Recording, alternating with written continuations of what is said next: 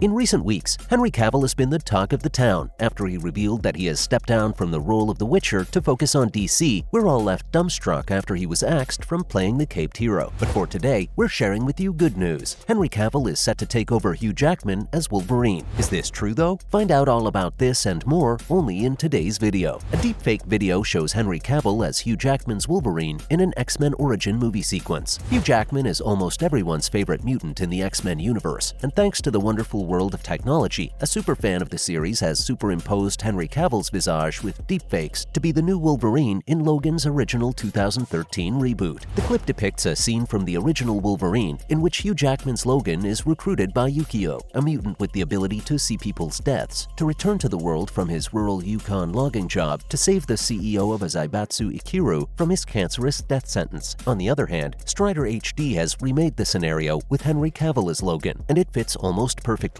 If you haven't watched the film, you could almost believe Cavill is the Wolverine. Nearly. The deepfakes are created as a proof of concept to examine what it might look like if other performers stepped into the roles of well-known characters. This is applied to both heroes and villains. While the channel owner and VFX artist laboriously develop the visuals, they may match the actor's voice. In this example, Henry Cavill's using the Voice AI voice changer tool. If you close your eyes, it sounds like the former Superman is hiding from his past in a small logging community in northern Canada's Yukon Territory.